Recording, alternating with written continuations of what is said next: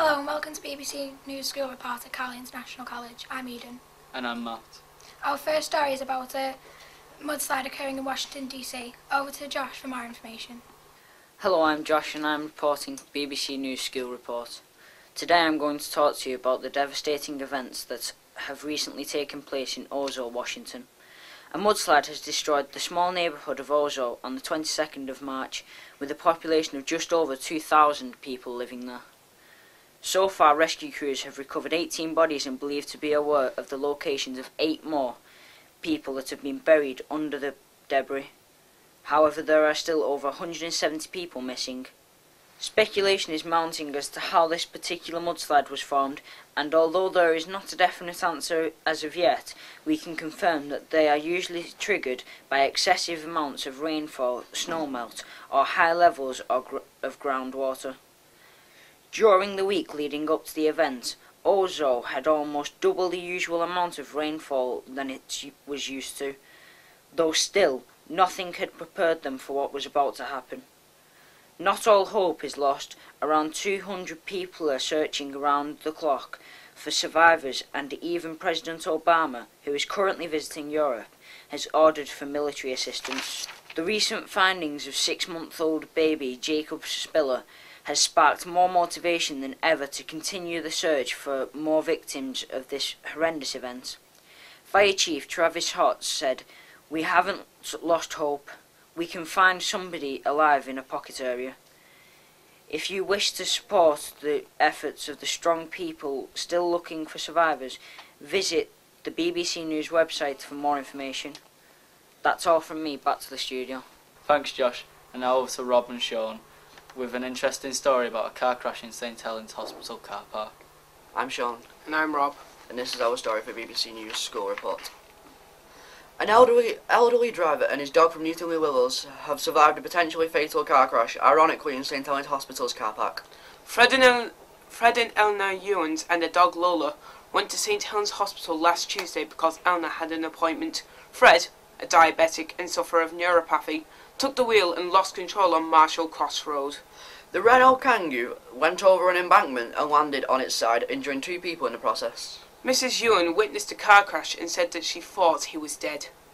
Fred and Lola were trapped, but fortunately were rescued by Merseyside Fire and Rescue Service crews. But how lucky was Fred? Statistics showed in 2012 there were 195,723 casualties of car crashes. There were also 23,039 serious injuries. There were 1,754 fatalities, 280 of those involved drink driving. The cost of prevention for these crashes was £15.1 billion. This is quite a large amount, considering the 2012 London Olympics cost £8.92 billion. How are we to improve the safety of the drivers and pedestrians that could be involved in potentially tragic crashes? If we were to support many campaigns to inform people on these incidents, maybe we could increase safety of the population involving roadside safety.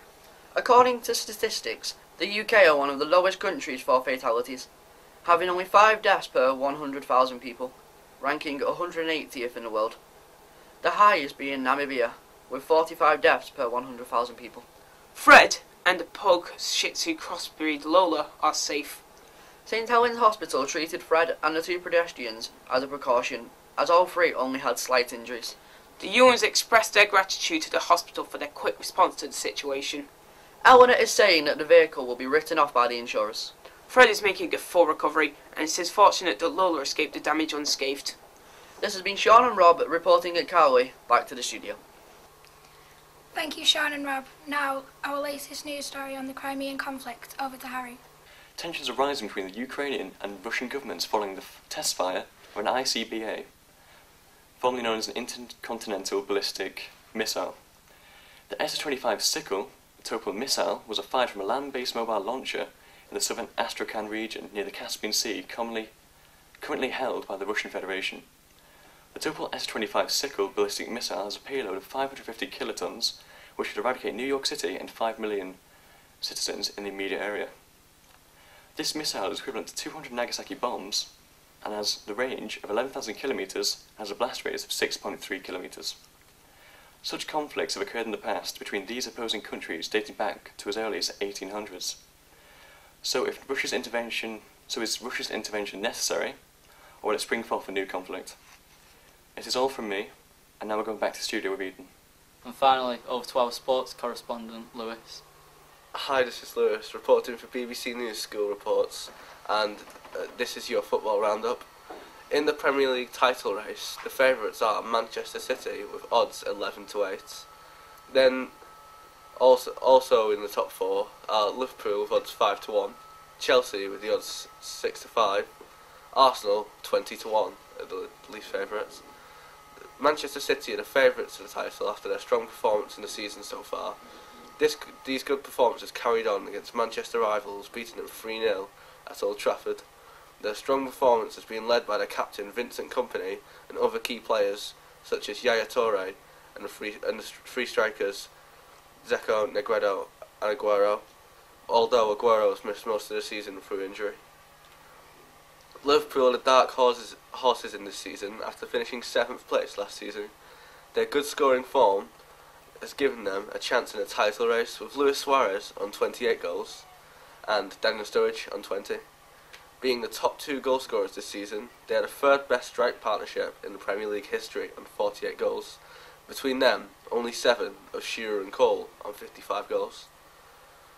Now on to Chelsea, who, with the return of the special one, Jose Mourinho, Chelsea have been a real dominant force this season. It shows that as they sit at the top of the table on 69 points, 1 above Liverpool and 3 above Manchester City, who have 2 games in hand. Their key players have been Ramirez and Hazard, who have been making up for the lack of goals from their strikers, who have been in poor form this season. And now on to Arsenal, who were in strong form at the start of the season, but fell under some hard times recently, only getting 1 point in the last 2 games. They had big hopes after bringing in a big money signing, Mesut Ozil from Real Madrid, but he has failed to perform in these big games, where they lost 6-3 to Manchester City, 5-1 to Liverpool, and recently 6-0 to Chelsea. And the recent form is Manchester City with 4 wins and a draw, getting 13 points, Liverpool with 5 wins, getting in the full 15, Chelsea with 4 wins and a loss, getting 12, and Arsenal a draw, 2 losses and 2 wins, only getting 7 points out of the last 5 games, with a total of 15. Manchester United haven't really put much to the defence of their title. They're 18 points behind the leaders Chelsea. Their main striker, Robin van Persie, has been out for a lot of the season, but even when he has been fit, they've struggled to find form. Most of the blame for their poor season has been put onto new manager, David Moyes. And now to the Hillsborough disaster. And Everton Football Club are planning to have a permanent Hillsborough memorial at their stadium to remember the 96 Liverpool fans who died in the tragedy. This shows how close Liverpool and Everton are, that they felt so sad about the event that occurred. And back to the studio. Thank you, and that's all from us here at Cowley for this year.